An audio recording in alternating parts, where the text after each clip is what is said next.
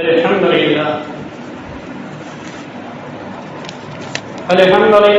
نحمده ونستعينه ونستغفره ونؤمن به ونتوكل عليه ونعوذ بالله من شرور انفسنا ومن سيئات اعمالنا من يهده الله فلا مضل له ومن يضلل فلا هادي له واشهد ان لا اله الا الله وحده لا شريك له واشهد ان محمدا عبده ورسوله اما بعد فقد قال الله تعالى في القران العظيم في القران المجيد اعوذ بالله من الشيطان الرجيم بسم الله الرحمن الرحيم وما خلقت الجن والإنسان إلا ليعبدون وقال الله تعالى فأقيموا الصلاة إن الصلاة كانت على المؤمنين كتابا موقوتا وقال الله تعالى والذين هم على صلاتهم يحافظون وقال الله تعالى الذين يرثون الفردوس هم فيها خالدون وقال الله تعالى وأقيموا الصلاة وآتوا الزكاة واركعوا مع الراكعين صدق الله العلي العظيم وقال نبينا صلى الله عليه وسلم اتقوا الله حيثما كنتم أو كما عليه الصلاة والسلام إن الله وملائكته يصلون على النبي يا أيها الذين آمنوا صلوا عليه وسلموا تسليما اللهم صل على سيدنا محمد وعلى سيدنا محمد وبارك وسلم عليه அளவற்ற அருளாளனும் நிகரற்ற அன்பரினுமாகிய எல்லாம் வல்ல அல்லாஹ்வின் திருப்பெயரால் துவங்குகிறேன். அருமை நாயகம் முஹம்மது ரசூலுல்லாஹி ஸல்லல்லாஹு அலைஹி வஸல்லம் அவர்கள் மீதும் அவர்களுடைய நற்பாக்கியத்திற்குரிய அவர்களுடைய உம்மத்தார்கள் மீதும் அவர்களை பின்பற்றிய உத்தம சத்திய சஹாபாக்கள் அவர்கள் மீதும் அவர்களை பின்பற்றிய தபா தாபியீன்கள் நாதாக்கள் ஷஹதாக்கள் சாலிஹீன்கள் நல்லவர்கள் குறிப்பாக இந்த ஜும்மாவில் அமர்ந்திருக்கின்ற இந்த ஜும்மாவிற்காக வருகை தந்திருக்கின்ற நம் அனைவர்கள் மீதும் அல்லாஹ்வின் சாந்தியும் சமாதானமும் என்றும் என்று நிலவட்டுமாக. ஆமீன் ஆமீன் யா ரப்பல் ஆலமீன். கண்ணியத்திற்குரிய அல்லாஹ் நல்லடியார்களே, பெரியவர்களே, அருமையான முஃமின்களே, முஸ்லிம் சகோதர சகோதரிகளே, அல்லாஹ் தஆலா இந்த மனித சமுதாயத்தை படைத்து அவன் எப்படி எனக்கு கட்டுப்பட்டு வாழ வேண்டும், எவ்வாறு நான் எதையெல்லாம் ஏவினோ அதை இந்த மனித சமுதாயத்திற்கு விலக்கி கொடுத்த நபிகள் நாயகம் ஸல்லல்லாஹு அலைஹி வஸல்லம் அவர்கள் இந்த மனித சமுதாயத்திற்கு அல்லாஹ் தஆலா என்னையெல்லாம் இந்த மனித சமுதாயத்திற்கு ஏறியிருக்கிறானோ அந்த வணக்க வழிபாடுகளின் பிரகாரம் மார்க்கத்துடைய சட்டத்தின்படி இந்த மனித சமுதாயம் வாழ வேண்டும் என்கிற விஷயத்தை அல்லாஹ் தஆலா குர்ஆனிலும் நபிகள் நாயகம் ஸல்லல்லாஹு அலைஹி வஸல்லம் அவர்களும் ஹதீஸிலே தெளிவாக நமக்கு விளக்குகிறார்கள். இஸ்லாத்தின் 50 கடமைகளில் தலையான கடமை, இஸ்லாத்திலே கடமையான தலையான கடமை எதுவென்று சொன்னால் தொழுகை. நோன்பு கடமைதான், ஜக்காத்து கடமைதான், ஹஜ்ஜி கடமைதான். ஆனால் இதற்கெல்லாம் தலையான கடமை, மிக முக்கியமான ஒரு கடமை எதுவென்று சொன்னால் தொழுகை. இந்த தொழுகையை குறித்து அல்லாஹ் தஆலா குர்ஆனிலே நிறைய இடங்களில் அல்லாஹ் தஆலா இந்த மனித சமுதாயத்திற்கு எச்சரிக்கிற விதமாக அல்லாஹ் தஆலா சொல்கிறார். அதே போல நபிகள் நாயகம் ஸல்லல்லாஹு அலைஹி வஸல்லம் அவர்களும் தொழுகையை குறித்து, தொழுகை தொழுதால் என்ன நன்மை, தொழுகை இல்லை என்றால் அதிலிருந்து என்னென்ன விளைவுகள் ஏற்படும், தொழுகையை ஒரு மனிதன் தொழுதால் அவன் நாளை மறுமையில் வெற்றி அடைந்து விடுவான், தொழுகையை அவன் தொழுகவில்லை என்றால் அவன் நாளை மறுமை நாளில் அவன் நஷ்டவாதியாக ஆகிவிடுவான் என்பதையெல்லாம் அல்லாஹ்வும் நபிகள் நாயகம் ஸல்லல்லாஹு அலைஹி வஸல்லம் அவர்கள் தெளிவான முறையிலே இந்த மனித சமுதாயத்திற்கு சொல்லிக் கொண்டே இருக்கிறார்கள். அந்த வகையிலே அல்லாஹ் தஆலா குர்ஆனிலே இப்படி வசனத்தில் அல்லாஹ் தஆலா பதிவு செய்கிறான். 51வது சூராவிலே 56வது வசனத்தில் அல்லாஹ் தஆலா இப்படி பதிவு செய்கிறான். வமா கலகத்தல் ஜின்ன வல் இன்சான இல்லா லியஅபுதுன். வமா கலகத்தல் ஜின்ன வல் இன்ஸ இல்லா லியஅபுதுன். ஜின் வர்க்கத்தையும் மனித வர்க்கத்தையும் என்னை வணங்குவதற்காகவே இன்றி நான் படைக்கவில்லை என்று அல்லாஹ் தஆலா திருக்குர்ஆனிலே சொல்லி காட்டுகிறார். அப்ப மனித வர்க்கத்தை, ஜின் வர்க்கத்தை எதற்காக அல்லாஹ் தஆலா படைத்திருக்கிறான்? அவன் படைத்த நோக்கம் என்ன? நாம் அல்லாஹ்வை வணங்க வேண்டும் என்பதற்காக, அவனிடத்தில் நாம் உதவி தேட வேண்டும் என்பதற்காக, அவனிடத்தில் பணிவோடு கை கட்டி தலைவணங்கி அவனுக்கு முன்னால் மனித வர்க்கமும் ஜின் வர்க்கமும் என் முன் என்னை வணங்குவதற்காக வேண்டி நான் படைக்கவில்லை என்று அல்லாஹ் தஆலா திருமறையிலே சொல்லி காட்டுகிறார். அப்ப நாம் தொழுகையில் எந்த அளவிற்கு பேணுதலாக இருக்க வேண்டும், தொழுகையில் பெருமானார் ஸல்லல்லாஹு அலைஹி வஸல்லம் அவர்கள் எந்த அளவிற்கு முக்கியத்துவம் காட்டினார்கள், அல்லாஹ் தஆலா தொழுகையை தொழுவதன் மூலமாக அதனுடைய தொழுகையை தொழுகவில்லை என்றால் அதனுடைய விளைவுகள் என்ன, தொழுகை அந்த தொழுகையை தொழுதால் நாளை மறுமை நாளில் என்ன வெற்றி என்பதையெல்லாம் அல்லாஹ் தஆலா தெள்ள தெளிவாக இந்த சமுதாயத்திற்கு முன்னால் சொல்லிவிட்டார். யாரும் நாம் தப்பிக்க முடியாது, தப்பித்து ஓடவும் முடியாது, ஒளியவும் முடியாது. எங்க போனாலும் எந்த இடத்தை நாம் சென்றாலும் அது நமக்கு அல்லாஹ் தஆலா எதை அமைத்து வைத்திருக்கிறானோ அந்த எல்லைக்குள்ளே தான் நாம் சுற்றிக் கொள்ள முடியும். எனவேதான் பெருமானார் ஸல்லல்லாஹு அலைஹி வஸல்லம் அவர்கள் சொல்கிறார்கள், அல்லாஹ் நமக்கு எதை ஏவி இருக்கிறானோ அந்த காரியத்தை ஒரு மனிதன் செய்வானே ஆனால், எந்த காரியத்தை? அல்லாஹ்விற்கு மிக விருப்பமான செயல். சஹாபாக்கள் கேட்டார்கள், சஹாபாக்கள் தோழர்கள் கேட்டார்கள், யா ரசூலுல்லாஹ், அல்லாஹ்விற்கு மிக விருப்பமான செயல் எது, அல்லாஹ்விற்கு மிக விருப்பமான செயல் எது என்று கேட்ட பொழுது நபிகள் நாயகம் ஸல்லல்லாஹு அலைஹி வஸல்லம் அவர்கள் சொன்னார்கள், தொழுகை. தொழுகையுடைய ஆரம்பத்தில் இமாம் ஜமாத்தோடு தக்பீர் தஹ்ரீமா கட்டுகிற பொழுது அந்த ஆரம்ப நேரத்தில் யார் அந்த தொழுகையை தொழுகிறார்களோ அந்த தொழுகை என்பது அல்லாஹ்விற்கு மிக விருப்பமானது என்று பெருமானார் ஸல்லல்லாஹு அலைஹி வஸல்லம் அவர்கள் சொன்னார்கள். அப்போ இமாம் ஜமாத்தோடு தக்பீர் தஹ்ரீமாவோடு நாம் கட்டுகிற இமாம் எப்ப முதல் தக்பீர் கட்டுகிற பொழுது அந்த ஆரம்ப நேரத்தில் வந்து தொழுகக்கூடிய தொழுகையை அல்லாஹ் விரும்புகிறார். இடையில வரக்கூடிய தொழுகை அல்ல, ஆரம்ப நேரத்தில் வரக்கூடிய தொழுகை. மூணாவது ரக்காயத்தில் வந்து சேரக்கூடிய தொழுகை அல்ல, நாலாவது ரக்காயத்தில் வந்து தொழுகக்கூடிய தொழுகை அல்ல, சஜிதாவிலே வந்து சேரக்கூடிய தொழுகை அல்ல.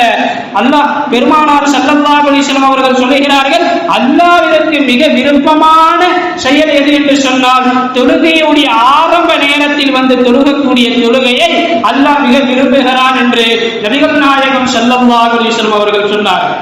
அப்போ ஒரு மனிதன் தொழுகைக்காக வேண்டி, ஒரு அடியான், நபிகள் நாயகம் ஸல்லல்லாஹு அலைஹி வஸல்லம் அவர்கள் சொல்கிறார்கள், ஒரு அடியான் தொழுகைக்காக வேண்டி, எந்த ஒரு அடியான் தன்னுடைய படுக்கையை விட்டுவிட்டு அதிகாலையுடைய நேரம், ஃபஜ்ருடைய நேரம், ஃபஜ்ருடைய பாங்கு சொல்லப்பட்டதற்கு பின்னால் எந்த ஒரு அடியான் அதிகாலையில் எழுந்து அவன் ஒழுவு செய்கிறான் அல்லவா, அந்த ஒழுவு செய்கிற தண்ணி அல்லாஹ்விடத்தில் பாவ மன்னிப்பு தேடுகிறது. யா அல்லாஹ், உன்னை வணங்குவதற்காக உன்னை வணங்குவதற்காக என்னை பயன்படுத்துகிறார். இவருடைய பாவங்களை நீ மன்னிப்பாயாக. எது பாவ மன்னிப்பு தேடுது? தண்ணீர், நாம் உபயோகிக்கிற தண்ணீர் இருக்கிறதல்லவா, அந்த தண்ணீர் அல்லாஹ்விடத்தில் நமக்காக பாவ மன்னிப்பு தேடுகிறது. ஒழு செய்து முடித்ததற்கு பின்னால் நாம் ஆடை அணிகிறோம் அல்லவா, அந்த ஆடை அல்லாஹ்விடத்தில் பாவ மன்னிப்பு தேடுகிறது. யா அல்லாஹ், உன்னை வணங்குவதற்காக என்னை அணிகிறார், இவருடைய பாவங்களை நீ மன்னிப்பாயாக.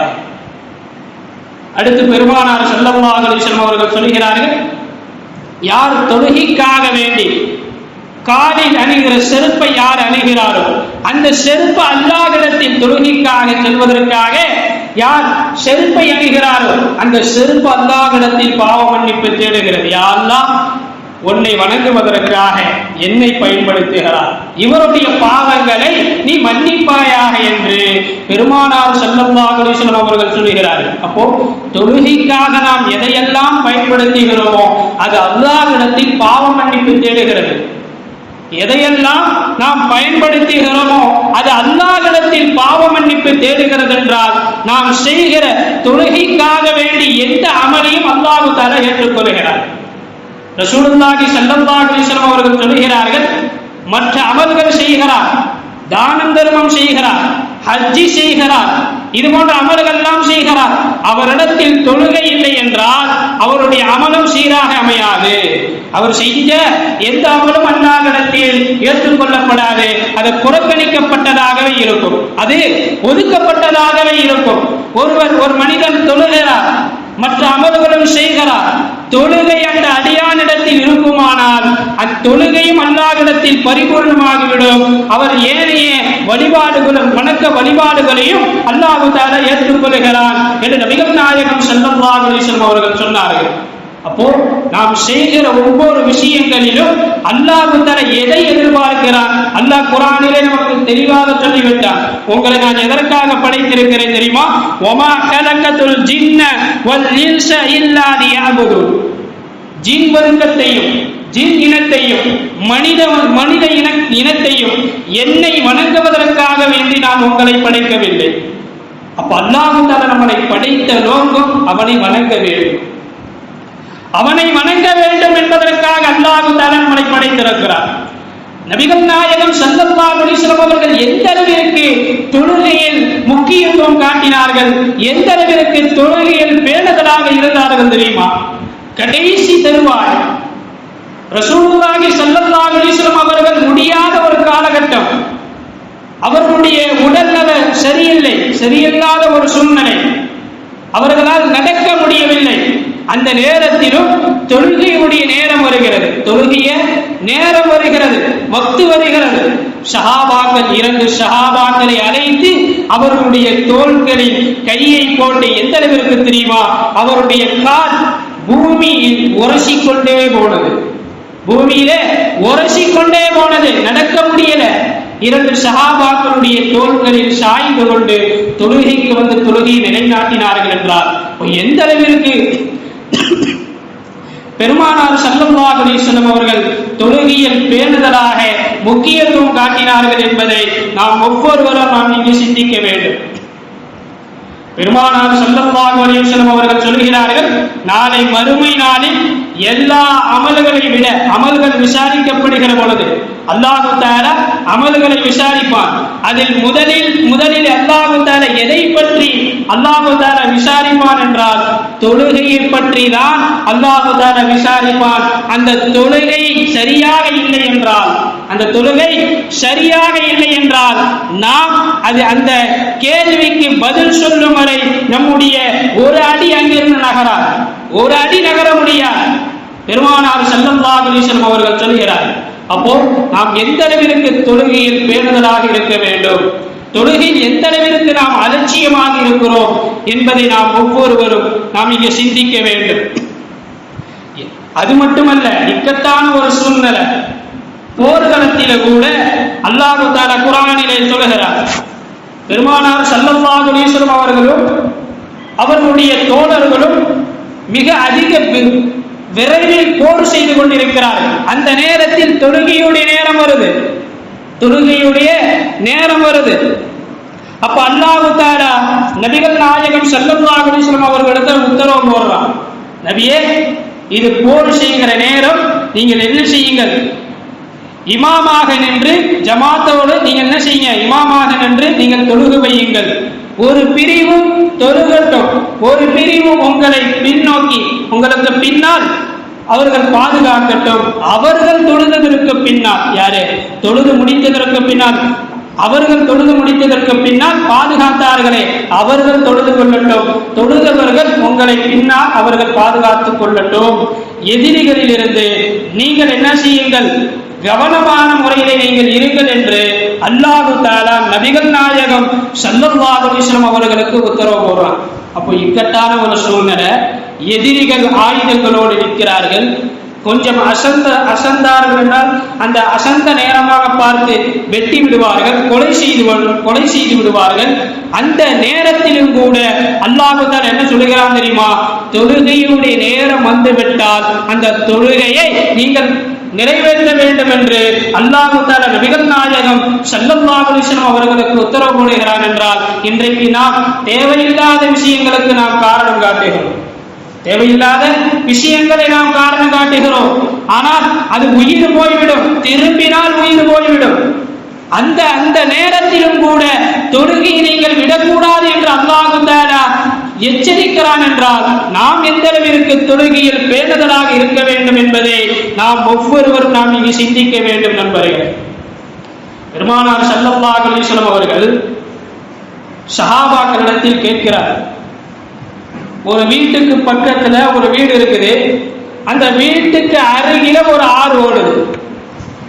அந்த ஆற்றில் ஒரு மனிதன் ஐவேளை குளிப்பானையானால் அவனுடைய உடலில் அழுக்கு இருக்குமா, அவனுடைய உடலில் அழுக்கு இருக்குமா என்று கேட்டார்கள். அப்ப சஹாபாக்கள் சொன்னார்கள், யார சொல்லலாம், ஒருவேளை குளித்தால் இருக்கும், ஆனால் ஒரு மனிதன் ஐவேளை ஆற்றில குளித்த அறவே அவனுடைய உடல்ல அழுக்கு இருக்காது யார சொல்லலாம் என்று சொன்னதற்கு பின்னால் பெருமானார் ஸல்லல்லாஹு அலைஹி வஸல்லம் அவர்கள் சொன்னார்கள், அதே போலதான் ஒரு மனிதன் ஐவேளை ஆற்றில் குளிக்கிறான், அந்த ஆற்றில் குளிக்கிற பொழுது அவனுடைய உடலில் எந்த அளவிற்கு அழுக்கு இருக்காதோ அதுபோல ஒரு மனிதன் ஐவேளை தொழுகையை சரியான முறையிலே அவன் பேணுதலோடு தொழுது வந்தால் அவனுடைய பாவங்களும் அந்த அழுக்கு எப்படி கரைந்து ஓடுகிறதோ அவனுடைய பாவங்களும் கரைந்து ஓடுகிறது என்று பெருமானார் ஸல்லல்லாஹு அலைஹி வஸல்லம் அவர்கள் சொன்னார்கள். அப்போ ஒருவேளை தொழுதால் மட்டுமல்ல, ஐவேளை சரியான முறையிலே தொழுதாக வேண்டும். அந்த ஐவேளை தொழுகை நாம் சரியான முறையிலே பேணுதலான முறையிலே நாம் தொழுவோமையானால் அல்லாஹ் தஆலா நம்முடைய பாவங்களை அல்லாஹ் தஆலா மன்னித்து விடுகிறார். தொழுகைக்காக அழைக்கப்பட்டு விட்டால், பாங்கு ஓசை கேட்கப்பட்டால், அதை குறித்து அல்லாஹ் தஆலா குர்ஆனிலே சொல்கிறான், பாங்கு ஓசை கேட்கப்படுகிறது, பள்ளிவாசலில் பாங்கு ஒலிக்கப்படுகிறது, ஆனால் அதை அலட்சியமாக பொதுபோக்காக விளையாட்டாக விட்டுவிடுகிறார்கள். இவர்கள் எப்படிப்பட்டவர்கள் தெரியுமா, அறிவு இல்லாதவர்கள். இவர்கள் அறிவு இல்லாதவர்கள் என்று அல்லாஹ் தஆலா குர்ஆனிலே சொல்கிறார்.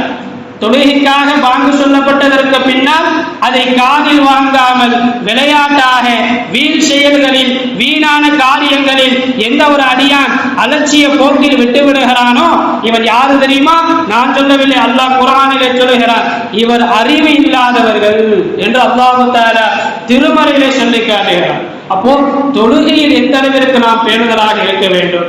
பெருமானார் ஸல்லல்லாஹு அலைஹி வஸல்லம் அவர்கள் சொல்லுகிறார்கள், ஒரு மனிதன் தொழுது விட்டால் நாளை மறு உலகில் அந்த தொழுகை அவனுக்கு ஒளியாக ஆகிவிடுகிறது, பிரகாசமாக ஆகிவிடுகிறது, அது அவனுக்கு அத்தாட்சியாக மாறிவிடுகிறது. நாளை மறுமை நாளில் அவனுக்கு வெற்றி ஈடற்றத்தை பெற்று தருகிறது என்று பெருமானார் ஸல்லல்லாஹு அலைஹி வஸல்லம் அவர்கள் சொன்னார்கள்.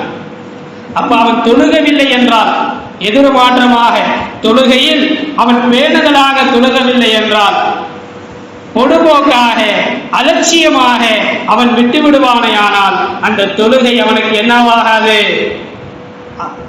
அத்தாட்சியாகவும் ஆகாது, ஒளியாகவும் ஆகாது, நாளை மறு உலகில் அவனுக்கு ஈடேற்றத்தை பெற்றுத்தராது என்று கண்மணி நாயகம் ஸல்லல்லாஹு அலைஹி வஸல்லம் அவர்கள் சொன்னார்கள். இவன் யாரோடு எழுப்பப்படுவான் தெரியுமா? ஹாமானோடு. காரூன் இஸ்லாத்திற்கு எதிரியாக இருந்த விரோதி, இஸ்லாத்திற்கு கெடுதி செய்த, துரோகம் செய்த, அல்லாஹ்வால் அழிக்கப்பட்ட எதிரிகளோடு இவன் எழுப்பப்படுவான். அப்படிப்பட்டவர்கள் யார் தெரியுமா? காரூன், ஹாமான், ஃபிரௌன், உபய் இப்னு கலஃப் இவர்களோடு நாளை மண்ணறையில் இருந்து நாளை மறுமை நாளில் இவன் எழுப்பப்படுவான் என்று பெருமானார் ஸல்லல்லாஹு அலைஹி வஸல்லம் அவர்கள் சொன்னார்கள். எப்படிப்பட்டவர்கள் நபிமார்களோடு இருப்பார்கள் தெரியுமா? எப்படிப்பட்டவர்கள் ஷுஹதாக்களோடு, சித்திகீன்களோடு இருப்பார்கள் என்றால், தொழுகையை இறை அச்சத்தோடு நிலைநாட்டக்கூடியவர்கள் தான் நபிமார்களோடு இருப்பார்கள் என்று பெருமானார் ஸல்லல்லாஹு அலைஹி வஸல்லம் அவர்கள் சொன்னார்கள். அப்போ நாம் யாரோடு இருக்க வேண்டும் என்பதை இவ்வுலகிலே நாம் முடிவு செய்தாக வேண்டும். இவ்வுலகிலே நாம் முடிவு செய்தாக வேண்டும். சித்திகீன்களோடு நாம் இருக்க வேண்டுமா? ஷுஹதாக்களோடு நாம் இருக்க வேண்டுமா? நபிமார்களோடு நாம் இருக்க வேண்டும் என்றால் தொழுகையை இறையச்சத்தோடு பேணுதலோடு நாம் சரியான முறையில் தொழுகையை நிலைநாட்டுவோமையானால் நபிமார்களோடு சொர்க்கத்தில் நல்லடியார்களுடைய கூட்டத்தில் அல்லாஹ் தஆலா நம்மை சேர்த்து வைப்பார்.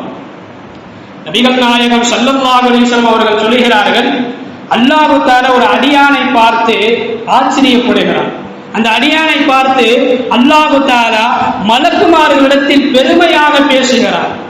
என் அடியானை பார், அதிகாலையில் வாங்க சொல்லப்பட்ட பின் என்னுடைய அடியானை நீங்கள் பாருங்கள். மலக்குகளே, என்னுடைய அடியானை நீங்க பாருங்கள். அதிகாலையில் போர்வையை தள்ளிவிட்டு, தூக்கத்தை தள்ளிவிட்டு, எல்லாத்தையும் உதறி தள்ளிவிட்டு எனக்காக அவன் தொழுகை வருகிறான். எனக்காக அவன் தொழுக வருகிறான். என்னை வணங்குவதற்காக அவன் தொழுக வருகிறான். என்னை திக்ர் செய்வதற்காக அவன் வருகிறான். அவனுக்கு என்ன வேண்டும், எதை அவன் எதிர்பார்க்கிறான் என்று மலக்கிடத்தில் அல்லாஹ் தஆலா கேட்கிற பொழுது மலக்குமார்கள் சொல்வார்கள், யா அல்லாஹ், உன்னுடைய நேசத்தை அவன் எதிர்பார்க்கிறான்.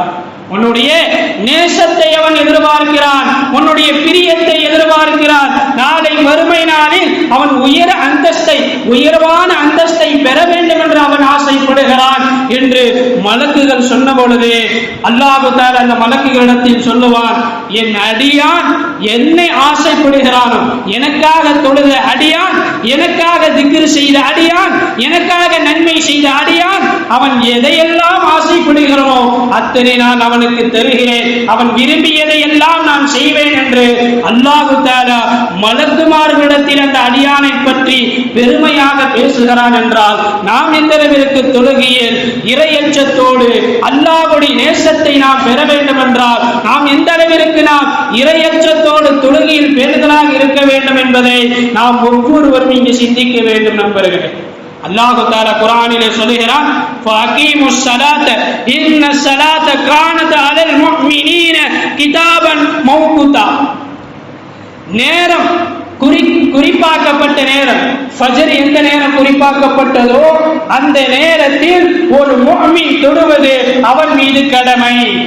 ஃபஜ்ருடைய தொழுகதானே லுஹரிலே தொழுக கொள்ளலாம், லுஹருடைய தொழுகதானே அஸருடைய தொழுகை அஸரோடு சேர்த்து தொழுது கொள்ளலாம்.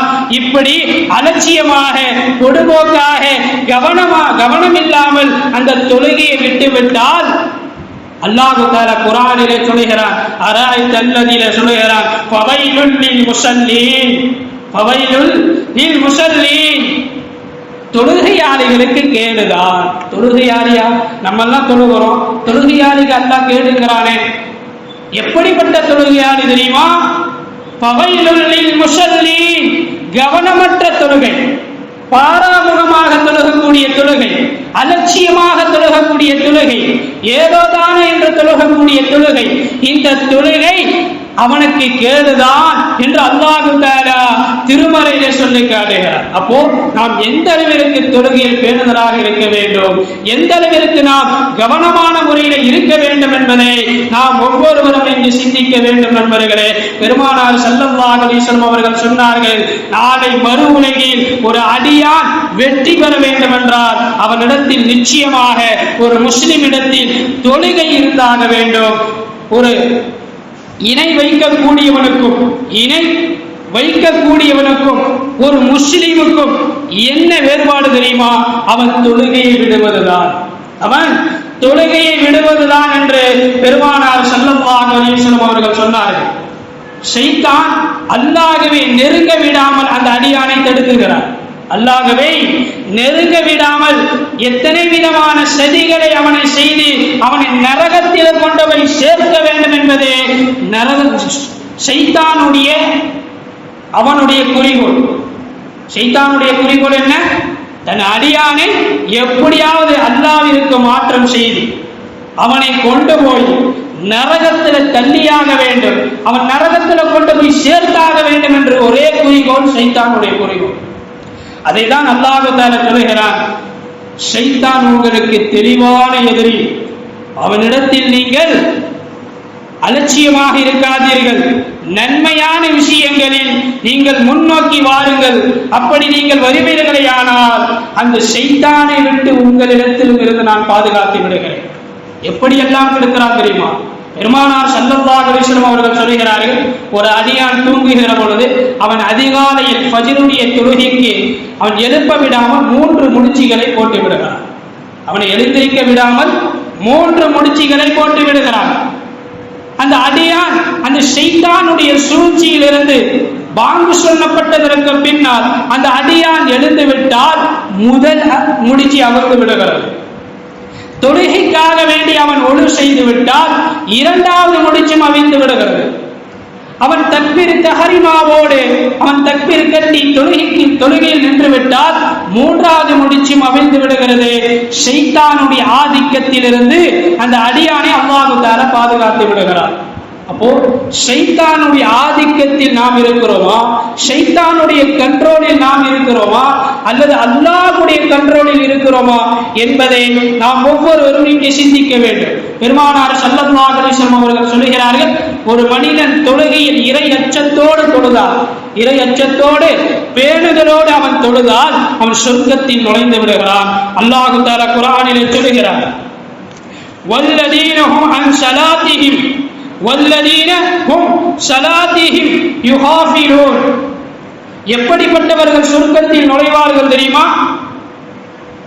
அல்லதீன யுரீஷுல் ஃபிர்தௌஸ், அவர்கள் உயர்வான சொர்க்கம் ஜன்னத்துல் ஃபிர்தௌஸ். அந்த சொர்க்கத்தில் யார் நுழைவார்கள் தெரியுமா?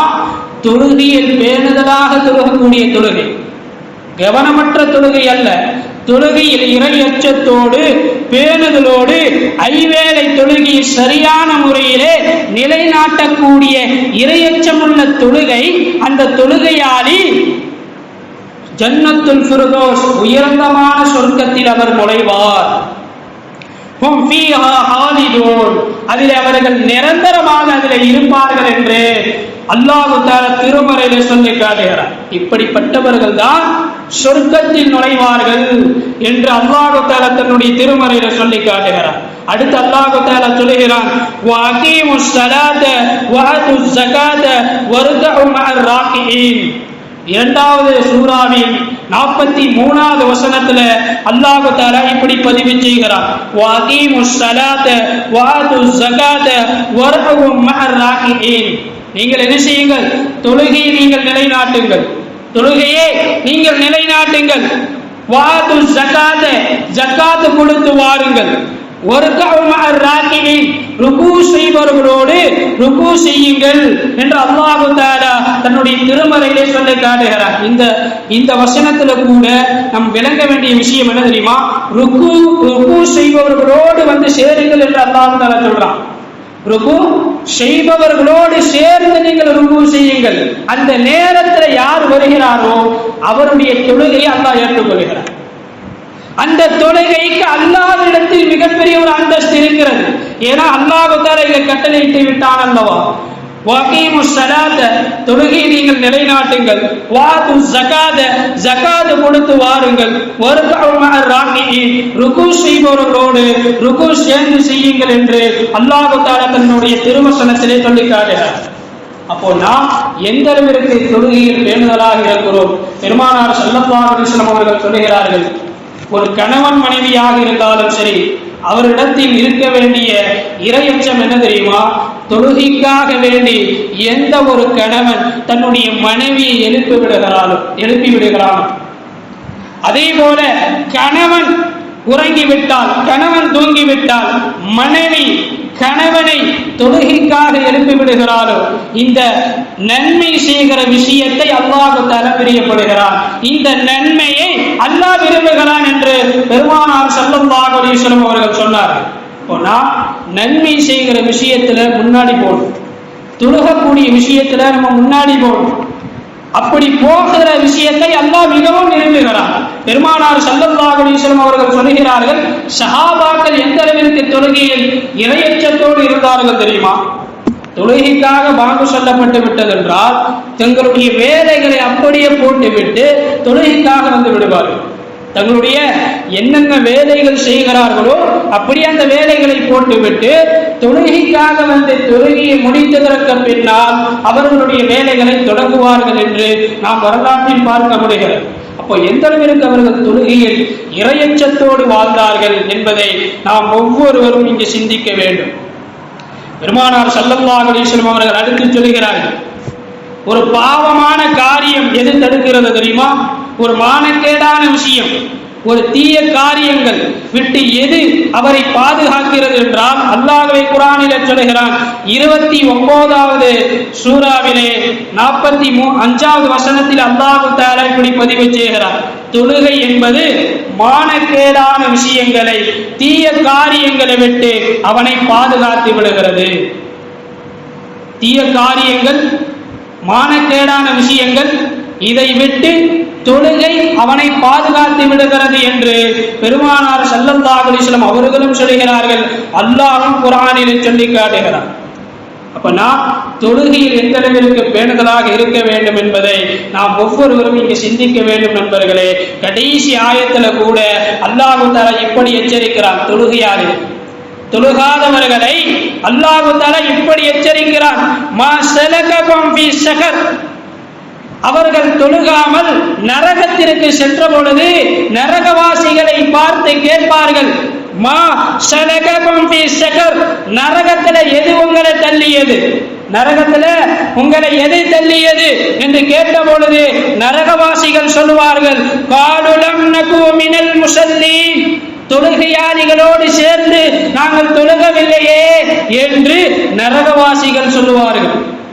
அப்போ தொழுகையில் எந்த அளவிற்கு நாம் இரையச்சத்தோடு பேணுதலோடு நாம் தொழுக வேண்டும் என்பதை அல்லாஹ்வும் நபிகள் நாயகம் ஸல்லல்லாஹு அலைஹி வஸல்லம் அவர்களும் நமக்கு காட்டி தந்த ஒரு வழிமுறை. ஒரு கண்ணு தெரியாத ஒரு சஹாபி, போன வாரம் கூட ஜும்மாவிலே நாம் சொல்லி காட்டினோம், ஒரு கண்ணு தெரியாத ஒரு சஹாபி ரசூலுல்லாஹி ஸல்லல்லாஹு அலைஹி வஸல்லம் அவங்கள்ட்ட வராங்க. அவங்கள்ட்ட வந்து கேட்கிறாங்க, யா ரசூலல்லாஹ், எனக்கு கண்ணு தெரியாது, ஃபஜருடைய நேரமாக இருக்கிறதுனால ஒரு இருட்டான நேரம், அதில் எந்த ஒரு வெளிச்சமும் இருக்காது, நான் எப்படி தொழுகைக்காக வருவது என்று கேட்ட பொழுது பெருமானார் ஸல்லல்லாஹு அலைஹி வஸல்லம் அவர்கள் சொன்ன வார்த்தை என்ன தெரியுமா? உங்களுடைய வீட்டிலிருந்து பள்ளிவாசல் வரை நீங்கள் கயிற்றை கட்டுங்கள், அந்த கயிற்றை பிடித்துக் கொண்டு பள்ளிவாசலுக்கு தொழுகுவார்கள் என்று சொன்னார்கள். இக்கட்டான ஒரு சூழ்நிலை, கண்ணு தெரியாது, இருட்டான ஒரு சூழ்நிலை, யாரும் வர முடியாது.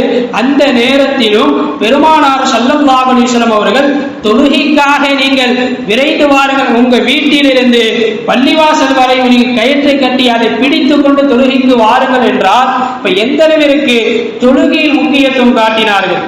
பெருமானார் ஸல்லல்லாஹு அலைஹி வஸல்லம் அவர்கள் சொல்கிறார்கள், ஹதீஸிலே புகாரி ஷரீஃபிலே பதிவு செய்யப்பட்ட ஹதீஸ், இப்னு மஸ்ஊத் ரலியல்லாஹு தஆலா அன்ஹு அவர்கள் அறிவிக்கிறார்கள், இமாம் ஜமாத்தோடு சேர்ந்து தொழுவது, தனித்து தொழுவதை விட, தனிமையிலே தொழுவதை விட இமாம் ஜமாத்தோடு சேர்ந்து தொழுவது எவ்வளவு நன்மையை பெற்று தருகிறது தெரியுமா?